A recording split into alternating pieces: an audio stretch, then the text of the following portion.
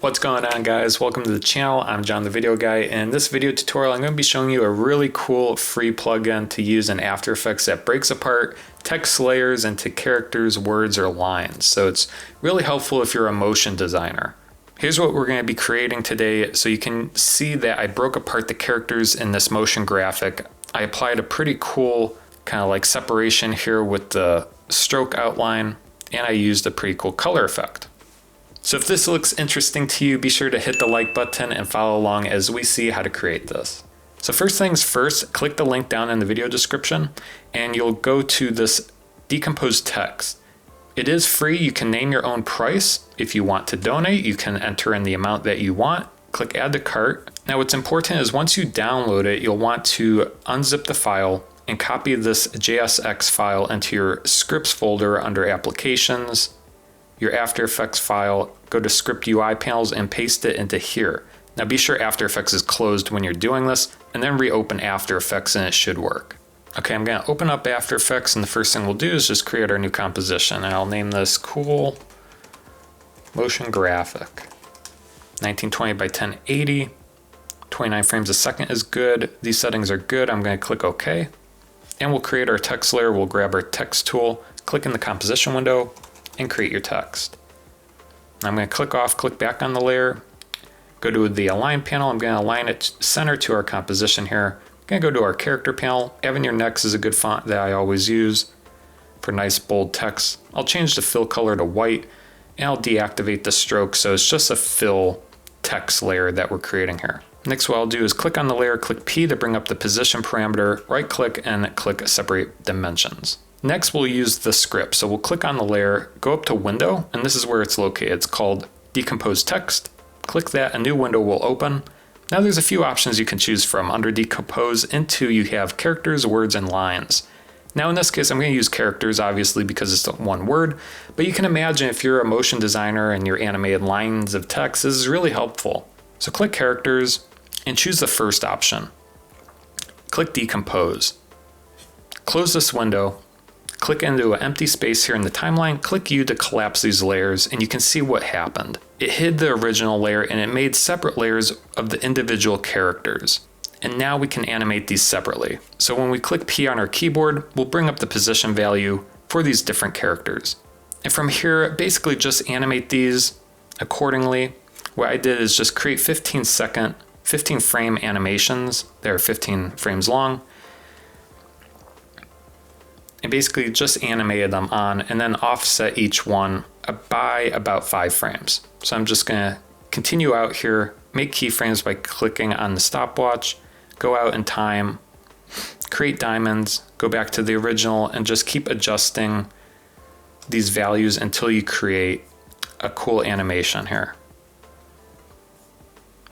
You can keep going back and forth in between the X and Y values to create something pretty cool. The last one, I used the X value. That way it kind of closes it off at the end. All right, so at the end, you should have something that looks like this. We can make this a little bit smoother too. If you marquee select all of these keyframes, then you can right click on them and go to Keyframe Assistance, Easy Ease. The keyboard shortcut is F9. This will just add a little bit of ease to the animation. So that's what we got. We'll click in an empty space, click U to collapse these layers. So the next thing we'll do is pre-compose these layers. So we'll just select all of them in our composition window and go to right click and go to pre-compose, and we'll name this text pre-comp. And we'll click OK. And then the next thing we'll do is actually create that stroke kind of animating out from the center type of look. What we'll do to do that is we'll double click back into this pre-comp. We'll click on the create layer that's hidden. We'll hit Command C or Control C to copy it. Go back to our cool motion graphic composition and paste it by hitting Command V or Control V. And what we'll do is click on this layer, unhide it by checking the I button. And then under the character panel, we'll change the fill so there's no fill, and we'll add a stroke to it. Stroke width to about 5 pixels. And what we'll do is, since the animation stops at 1 second 10 frames, we'll trim this top layer by holding down Option, begin bracket, and we'll go out 1 second to about 2 seconds, 10 frames, and hold down Option N bracket to close and trim the back of the layer here. And then we'll bring up P, and we'll keyframe these layers, and we'll keyframe this layer. We'll go to the end by hitting O, make other keyframes, and we'll go back to the center here, grab my selection tool, and what I did is just kind of move this up to the top right. Then I selected these layers, hit F9 to add easy ease, go into your graph editor. You can kind of play with these handlebars to kind of get it a little faster when it comes in for both the X and the Y position.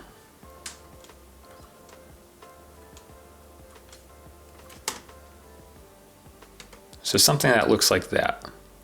We'll close the graph editor, and the magic behind this is pretty easy. I'm going to click U to collapse this.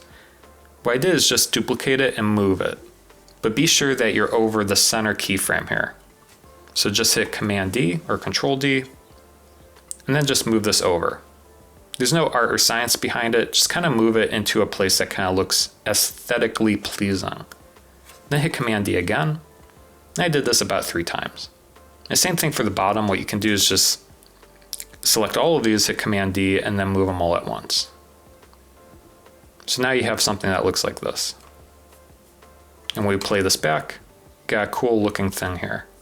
We'll collapse these layers. And the other thing you'll notice from the original is that I did like a zoom in, or actually zoom out, like a push out animation, which is pretty easy to accomplish. To do that, just go up to Layer, New Null Object. And we'll rename this null object by hitting return, and we'll name this push out. And what I did is actually I selected all these layers and then used the parent and link tool to the push out null object. So wherever we position this push out null object, all these layers will follow. We'll hit S to bring up the scale parameter. And what I did is went out here, I scaled it up a little bit at first to maybe a 120. Then I made a keyframe.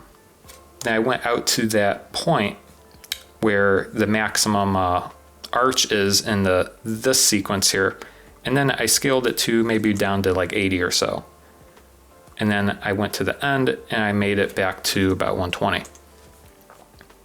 Now similarly, I'm going to select these, hit F9 to add easy ease, go into the graph editor, and then kind of match the animation similar to how you did the create stroke outline.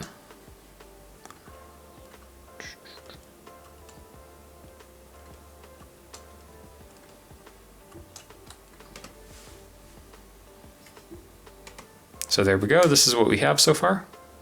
Looking pretty good. We'll just collapse everything by hitting U again, zoom out. So next we'll add the color effect, and we'll pre-compose these layers one more time by selecting them, right clicking and going to pre-compose. We'll name this finished text animation, and we'll click OK. To create the color effect, it's pretty easy. All I did was go to Layer, New Solid, and we'll name this color. Click OK. And the effect that I use to do this is called 4-way color gradient. Go to your effects and presets, type in gradient, and it should come up. Click and drag this to your solid. Then the next effect that I did to add the kind of spinning color effect is I search for hue and saturation. Click and drag this to the solid. And the key here is go to the beginning of the playhead here, move it to the beginning of the composition, go into your effects controls, and click the stopwatch next to range channel range, then go to the end of the composition, and then change the master hue to about 30 revelations.